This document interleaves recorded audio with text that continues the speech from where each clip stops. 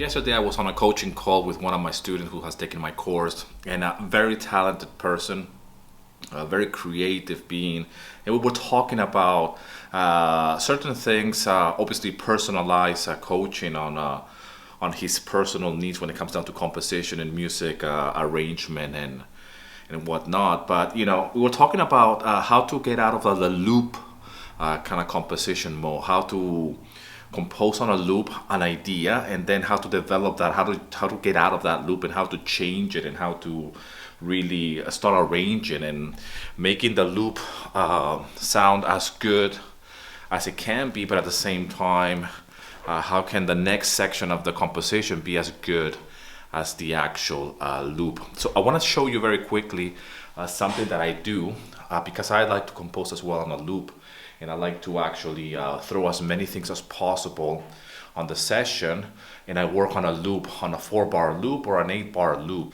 So I want to show you what I do with one of my compositions, and this is being based again on a loop, and this is actually a track that I did yesterday.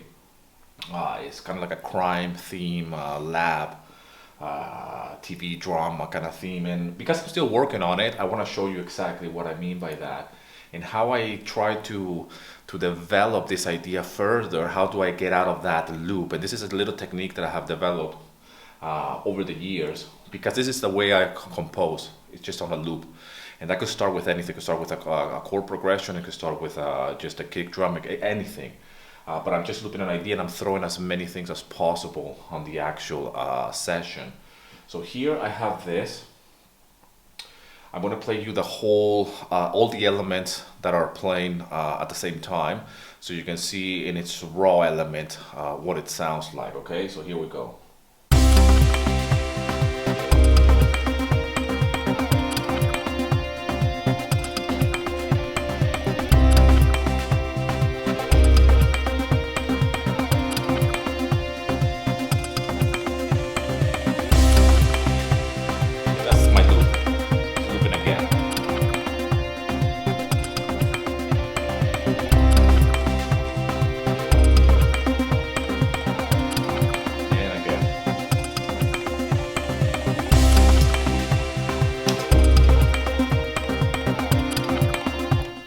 That's my loop right there. Okay, so this is what I do now.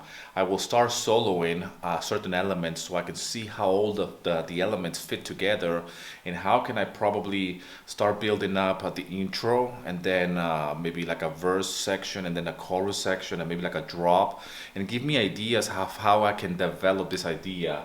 And what I will do, I will just randomly, I will just solo something. So in this case, I'm going to solo this sweeping effect here, and listen to it, okay? Nothing else. And I'm just going to be on a loop again. And try an idea, like, okay, could the song start like this, maybe? And I go like, okay, that sounds all right. Maybe just the drums like that. And I'm just on a loop. Try to experiment with different elements of the song. I like that.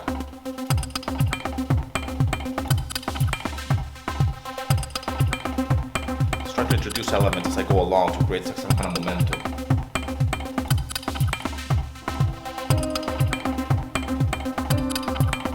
Gives me an idea of feeling like could it start like this?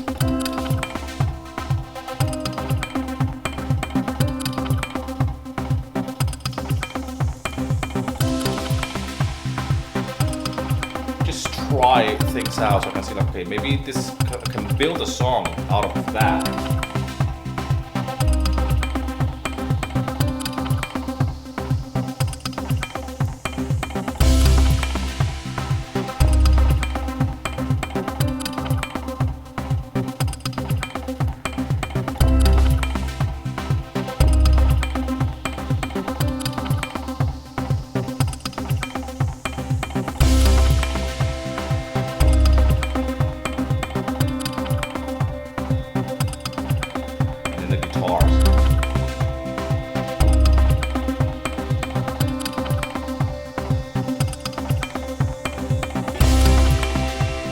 That's all the elements again. Now this is a way of getting an idea.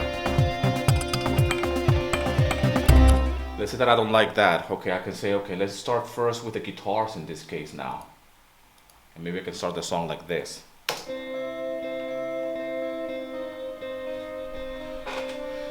And it will sound like a totally different song now.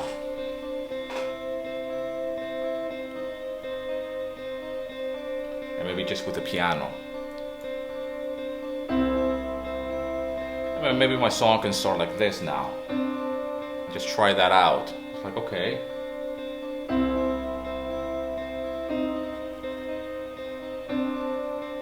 It's a nice intro.